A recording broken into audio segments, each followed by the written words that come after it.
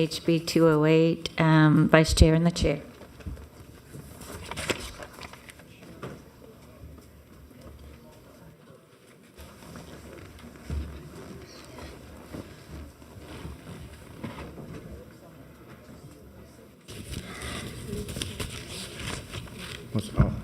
Wait.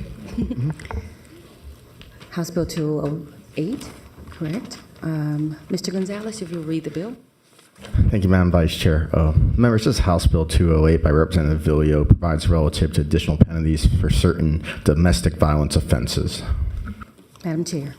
Thank you, Madam Vice Chair. Members, domestic violence, strangulation, unfortunately, is a very prevalent crime and very serious. Any reported history of strangulation places the person at a higher risk for more serious violence or homicide by the hands of their intimate partner.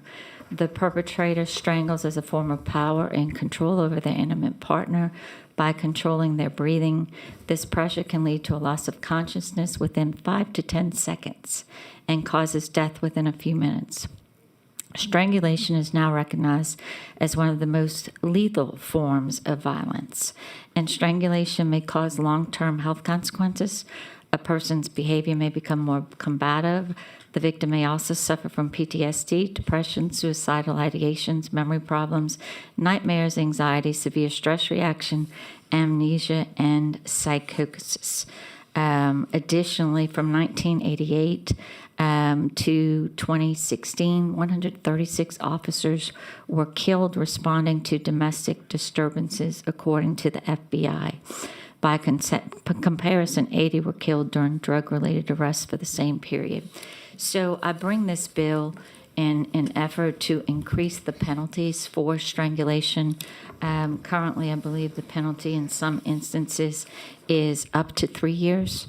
And in other instances where there's serious bodily injury, I believe it is up to 8.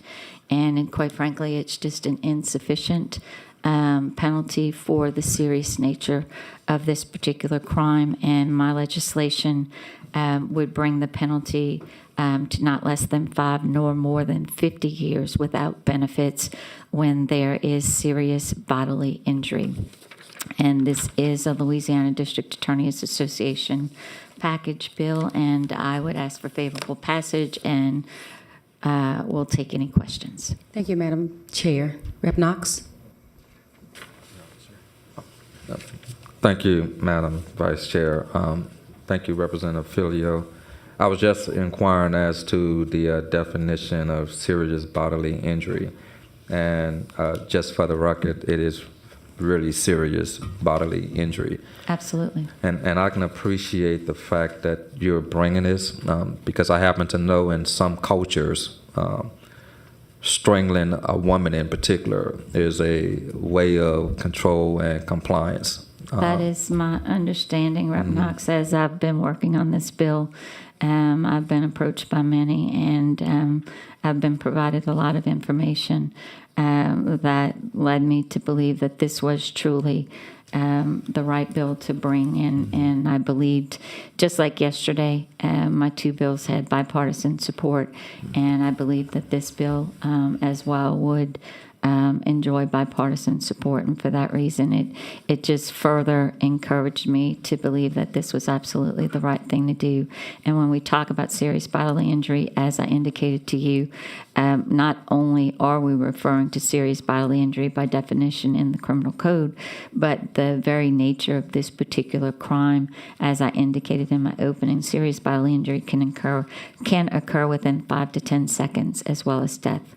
And for that reason, I believe that the penalties currently on the books are wholly inappropriate and disproportionate to the nature of the crime. Thank you. I appreciate it. Thank you. We don't have any more questions from the committee. We do have some green cards. President would like to speak. Darren Alleman with the Jefferson Parish District Attorney's Office. President would like to speak. Brandy Melissa, present and would like to speak.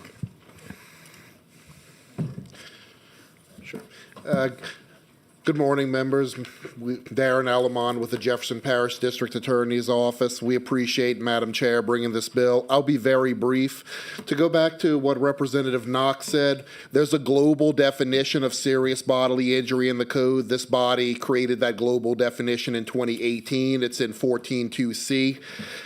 Bodily injury, which involves unconsciousness, extreme physical pain, protracted and obvious disfigurement, protracted loss or impairment of the function of a bodily member, organ, or mental faculty, or substantial risk of death. And the only thing I would add to the chair's remarks is, logistically, the way we did this, we made strangulation mirror the already existing law on domestic abuse burning. Burning has a bifurcated penalty. 0 to 3 is the base penalty. 5 to 50 is a serious bodily injury penalty. So all we're doing here is making strangulation mirror burning. And I'm happy to answer any questions. Thank you. No questions so far. Brandy? Please state your name for the record. It's going to be on. You'll see it when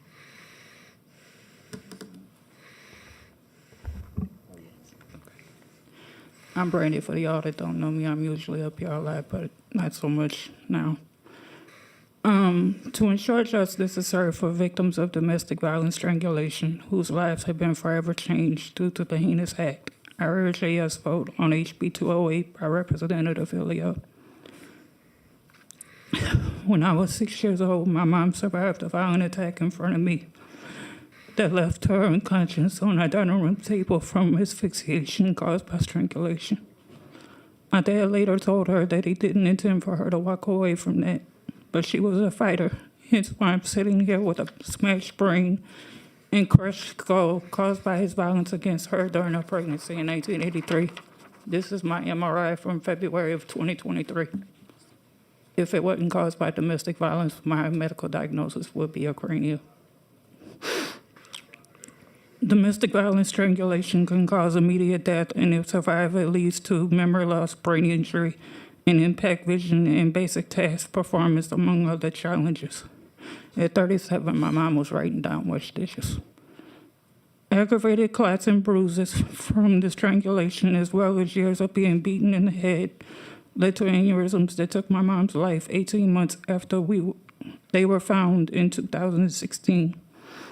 Despite this, she remained determined not to let unwelcome discoveries of even an epilepsy diagnosis on my 34th birthday hold her back.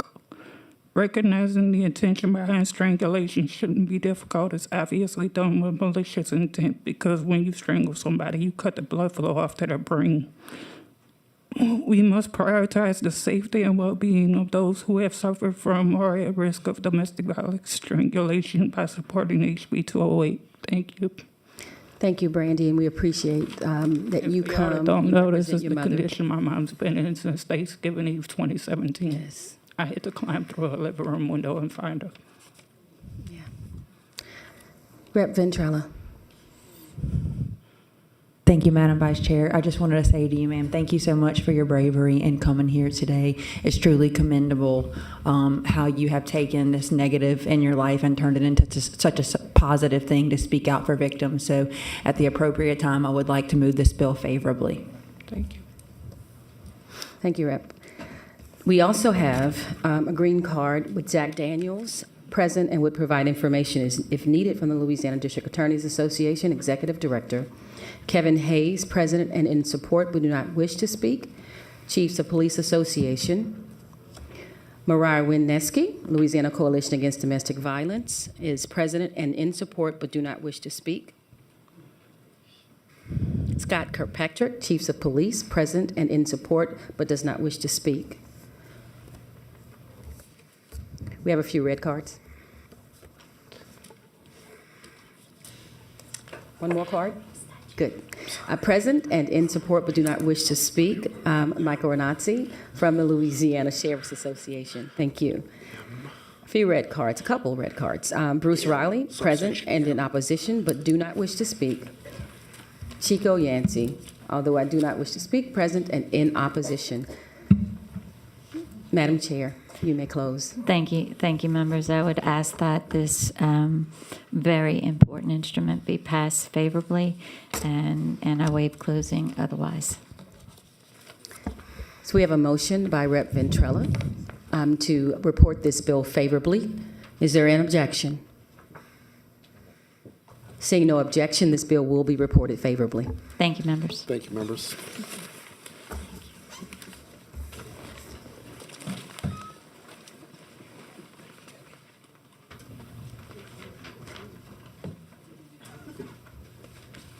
House Bill 208 by Representative Villio, certain domestic offenses, additional penalties when the offense involves strangulation. Revelio on your bill. Thank you, Mr. Speaker. Members, domestic violence strangulation is a much greater crime in both seriousness and volume than anyone may realize. And this particular legislation proposes to increase the penalties for domestic violence strangulation where the injury is serious. I'd ask for your favorable passage. Revelio moves for final passage of the bill. And in favor vote yea. Those opposed vote nay. The clerk will on the machines. Members, vote your machines. Bayham, yea. Boyd, yea. Shammerhorn, yea. Members, are you through voting? Members, please vote your machines. Marcel, yea. Members, are you through voting? The clerk will close the machine. We have 103 yeas and 0 nays, and the bill finally passes. Representative Villio moves to adopt the title, moves to reconsider the vote, which the bill finally passes. Lay that motion on the table without objection, so order. Madam Clerk, we open machines for co-authors. Members, vote your machine for co-authors. Members, vote your machine for co-authors. The clerk will close the machine. We have 18 co-authors. Next bill.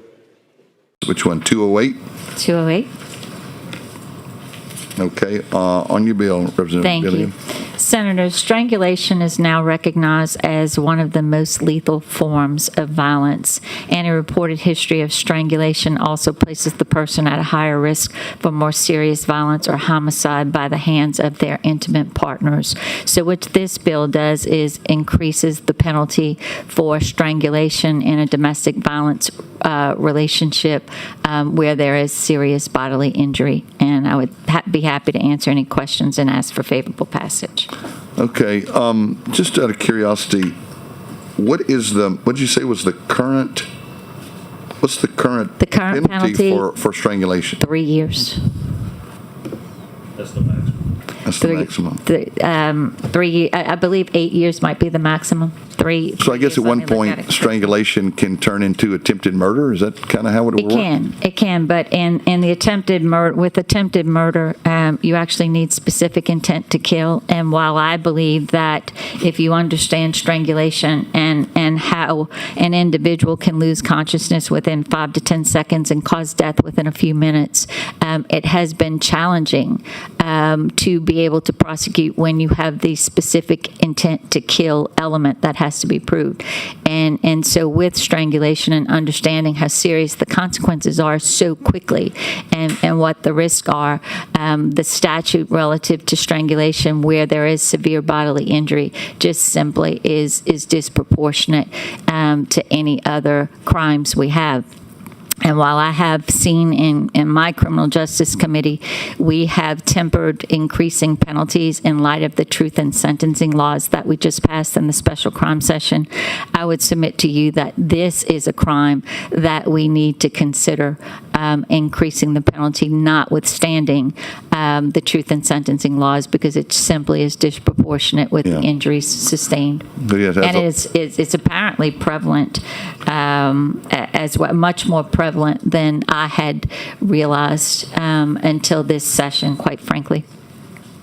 No, I was kind of trying, and as a layman, trying to decide where does strangulation, attempted murder, where does it end and begin? But anyway, I think you're going to cover it in this bill. Okay, I see no questions. I'll read the green cards here.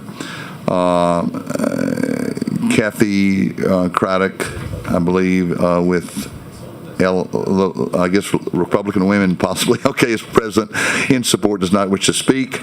Brandy Melissa is present and would like to speak.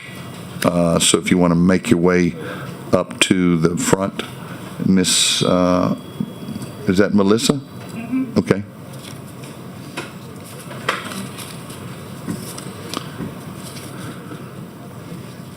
State your name for the record, please. Oh, not on, I'm sorry. Fine. There we go. I'm Brandy, for y'all that don't know me. To ensure justice is served for victims of domestic violence strangulations whose lives have been forever changed due to this heinous act, I urge a yes vote on HB 208 by Representative Vilio. When I was 6 years old, my mom survived a violent attack in front of me that left her unconscious on our dining room table from asphyxiation caused by strangulation. My dad later told her he didn't intend for her to walk away from that, but she was a fighter, hence why I'm sitting here with a smashed brain and crushed skull caused by his violence against her during her pregnancy in 1983. Domestic violence strangulation can cause immediate death, and if survived, leads to memory loss, brain injury, and impact vision and basic task performance, among other challenges. At 37, my mom was writing down wash dishes. Aggravated cuts and bruises from strangulation, as well as years of being beaten in the head, led to aneurysms that took our life 18 months after they were found in 2016. Despite this, she remained determined not to let unwelcome discoveries or even epilepsy diagnosis on my 34th birthdays hold her back. Recognizing the intention behind strangulation shouldn't be difficult. It's obviously done with malicious purpose, because when you strangle someone, you cut blood flow off to their brain. To drive the point home that responded to domestic violence calls, it's dangerous for law enforcement. The night my dad hitchhiked from New Orleans drunk in November of 1992 with the intent to finish what he failed in 1990, East Baton Rouge Sheriff's Office and several other agencies surrounded our apartment. Captain Don Strickland, who recently passed away from his body being ravaged with cancer, was very instrumental in saving my mom's life that night. This bill is poetic justice. My dad rarely spent more than a night or a few days in prison for anything he did on his 8-foot-long record. The JMD, the East Baton Rouge Sheriff's Office, was printed in 1992. No clue how much longer it got before he died in October of 2017. Most of the 8 feet were crimes against my mom. Jefferson Parish, where he's from, always had to give him a slap on the wrist. But now victims and survivors will have better justice. This is only the second time in my life that I've talked about this. Faith House in Lafayette, as much as I adore them, couldn't get me to, even after it happened. But for the sake of saving future victims from being in the condition my mom is, I'm fighting through trauma beyond just mentioning that it happened. As hard as this is, I've come to realize that I've watched the horror I did on February 1st, 1990 for a reason that my extremely shy 6-year-old self never imagined. This is a picture of my mom. The condition my mom's been in since the morning of Thanksgiving Eve 2017, when I had to climb through her living room window and find that she succumbed to years of domestic violence trauma.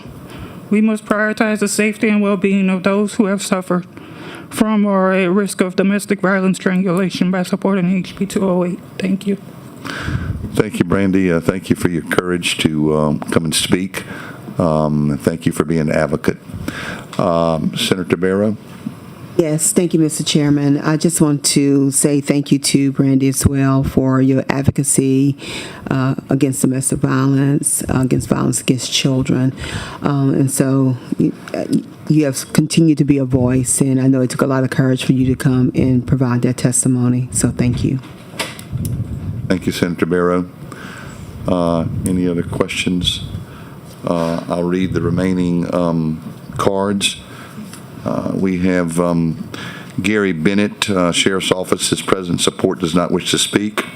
Zach Daniels, LRAA Executive Director. I think I got that right. President, support, does not wish to speak.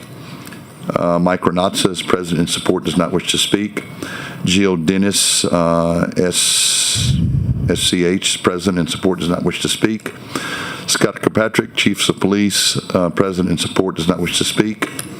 Kathleen Borneos Heap with the Hiller East Baton Rouge District Attorney's Office, present and will provide information if requested. Kevin Hayes, Chief of Police Association, present and in support, does not wish to speak. Billy Joe Harrington, President in support, does not wish to speak with District Attorney's Office. And Kelly Quave, as President in support, does not wish to speak with Senator Hodges' office. I think that takes care of the green cards. We have no more questions. Senator Cloud makes a motion that we move House Bill 208 favorable. Any objection? Hearing none, that bill is moved favorable. Thank you, Senators. All right. Again, thank you, Brandy. And thank you, Representative Billy, on that bill. House Bill 208 by Representative Villio is enactment Title 14 relative to certain domestic violence offenses to provide for additional penalties when the offense involves strangulation. Representative Villio's bill on domestic abuse, Senator Morris.